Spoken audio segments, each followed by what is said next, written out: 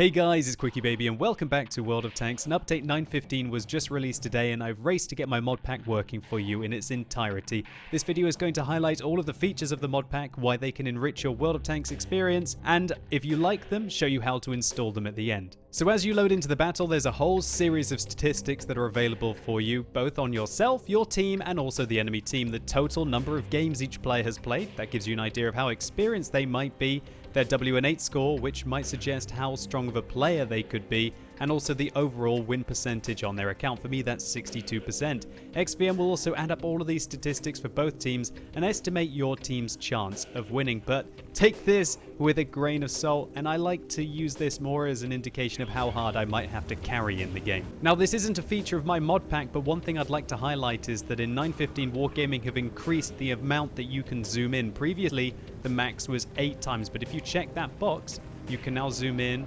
past 8 times to 16 times and also to 25 times, which should make pulling off those long-range snipes even easier. Wargaming have continued to add in the best features of XVM. For example, all of the different minimap features have gone in the last couple of patches. However, I prefer the far cleaner form that I present in my mod pack, as it does feel a little less cluttered, and you can also see the tank names a bit more clearly in my opinion. Just to clarify what all the lines mean, this big white circle, which is hard to see on such a small map as mine's, is 564 meters. That is the maximum render distance in the game.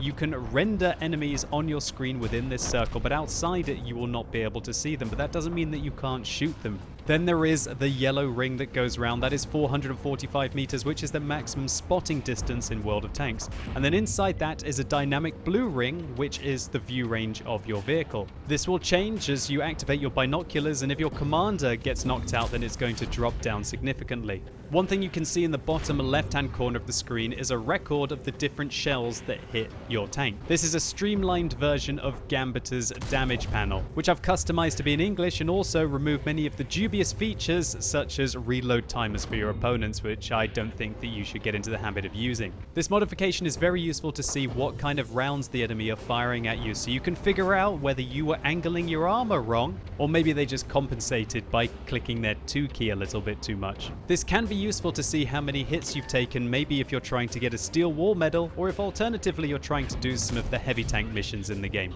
My mod pack also uses a customized hit log in the top left-hand corner of your screen. This tracks the total number of damage that you have seen yourself do during the battle, but remember, this won't track shots that you made against hidden targets, and it can be very useful if perhaps you're trying to hit a damage goal, maybe to get a mark of excellence, or possibly closing in on an elusive ace tanker. One thing that's very useful as well is that these indicators towards the enemy team list show which tanks are currently spotted that you can see on the minimap, but it's a way of quickly establishing what tanks may still be hidden that you have to watch out for. My mod pack also includes BattleAssistant, which is a very useful modification for keen artillery players. It gives you another perspective on the battlefield, so you can get a third-person view like this. This can be very useful for seeing if you can link in shots against your opponents, maybe through gaps, and get a side-on view. The most useful feature of this modification is seeing if you can manage to loop a shell over a rock and why you can't hit the target. And it can also be incredibly helpful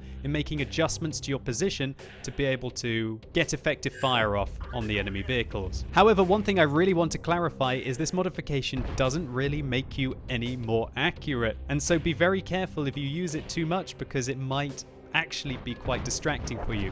You're going to find that you maybe will hit the enemy tank flush more, but you're also going to forget about certain locations absorbing your shot, so use it at your discretion. In patch 9.15, Wargaming have finally added a filter into the garage. It's taken them long enough, right? So while that aspect of my mod pack is now redundant, there is still a very useful tab of custom filters that Wargaming does not have. For example, maybe you only want to play your non-elite tanks that you still need to get experience in. Or possibly if you're a collector of ace tanker badges, then hit that no master tab and then you can go hunting easily. But by far one of the most useful features of my mod pack is the ability to move your crews with a single click into your premium tanks. If I want to use my M48A1 crew inside my Super Pershing, a single click and it moves them into there. Maybe now I want to play them in the Ripper pattern, well, a single click, they're in there. So you don't have to go through the constant faffing of click here, send the crew to the barracks, click onto your Ripper Bat and click here and send your crew back in. Just make sure you click this button,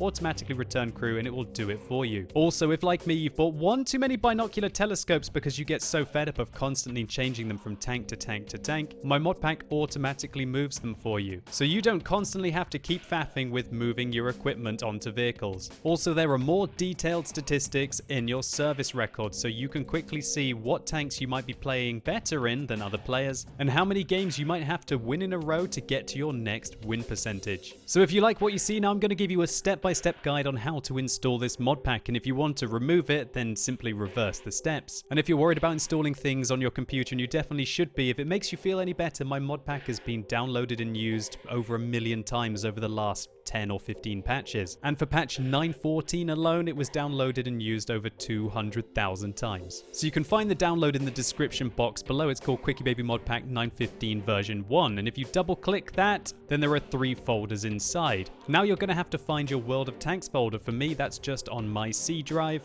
And inside it, there's a folder called ResMods. That's where you're going to install these 3 folders from the zip file. Inside this folder, you might have a whole series of different patch numbers ranging from 9.0 all the way up to 9.15, depending on how long you've played the game. Now I'm going to get the 3 folders inside the zip file, and you can either copy paste or you can just drag and drop. And if my mod pack gives you any troubles or you simply just don't like using it, then delete the mods folder, delete the configs folder, and also just go inside the 9.15 folder and delete everything in here. And that's as simple as uninstalling the mod pack. And the only folder you actually have to have inside ResMods is an empty 9.15 folder if you want to play without any modifications at all. If you want to use the statistics of this mod pack, then you need to register your account on the mod XVM website. For me, that's as simple as signing in on the top right hand corner and clicking on EU. During this step, you might be directed to the World of Tanks website, where it will ask you to sign in on your World of Tanks account. And that's because XVM uses the Wargaming API system to get the name of your account, but nothing more. Next, you have to click Activate Services and Update Statistics. This will give you 2 weeks worth of statistics, and if you want to keep using them, then simply just come back and repeat this step. It's that simple.